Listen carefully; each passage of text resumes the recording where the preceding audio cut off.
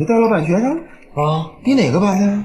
邻里班的。我也是邻里班的。许忠义不愧是天选的卧底，随随便便卧个底都能遇见老同学。上一秒还对其严厉审讯的军统陈老大，下一秒就成了自己的陈老哥。甚至在得知其是共军派来的卧底时，还特地设下盛宴款待。只是让许忠义没想到的是，说好的为自己接风洗尘，结果几个硬菜自己是一口都没吃上，全被这群光鲜亮丽的军统特务消灭了。几番询问才得知，原来陈老大在这潜伏了多年，对抗小鬼子，可却从没领过一次薪水。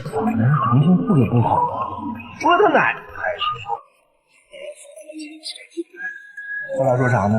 那你们自己就地抽管吧。要不是哥几个攒钱开这个饭馆，这饿都饿死了。对于军统后勤的德行，身为前军统总务科长的许忠义知道的一清二楚，要不然也不会被我军的军迷鱼水淡化，彻底坦白，成为了反卧底。为了日后能更好的开展工作，许忠义当即决定给这群恶狼出主意。其他的许忠义不敢保证，可搞钱这时他许忠义在行，当即就有了主意。只是凡事有风险，就看他们有没有这个胆。而许忠义显然低估了众人，因为他们穷怕了。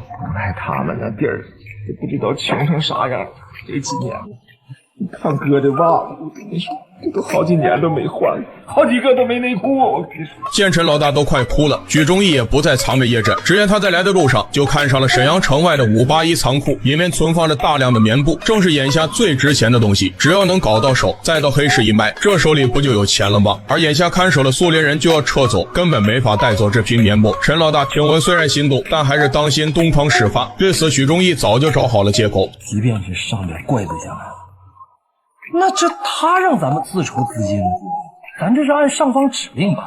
再者说，这咱们中国人的东西，咱到自己家里拿东西，这犯什么王法？虽然师出有名了，可陈老大又犯愁了。眼下要如何将棉布搞到手？苏联人可还没撤走，总不能明抢吧？这对许忠义来说就更容易了。都说苏联人爱喝酒，他们可以借着慰问的借口，拿出地窖那10几坛好酒款待，就不相信他们不倒下。此话一出，陈老大已经在脑海里开始数钱了。众人被突如其来的喜悦冲昏了头脑，却不知这是许忠义潜伏计划的一部分。眼看计划顺利进行，许忠义都忍不住窃喜。可到了第二天，醒酒后的陈老大就发现不对劲，可他却不是怀疑许忠义的意图，而是担心计划不够完善，决定再给计划加一个保险。说这人吧，这辈子不就酒色财气，外国人也不例外，对不对？北市场那边鸡是啊，找几个丑的，不是老外喜欢丑的，往怀里一推，难受。老大，你太损了。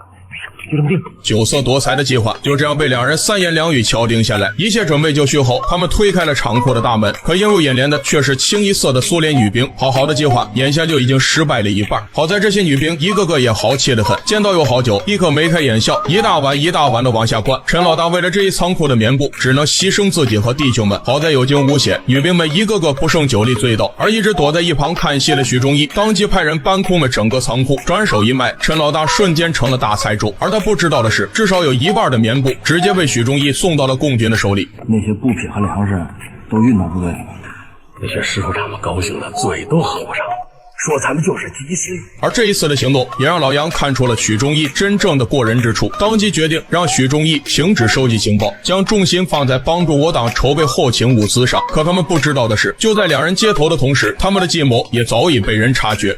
可以告诉你，100%是买的共产党。许忠义肯定是共产党的呗，是的。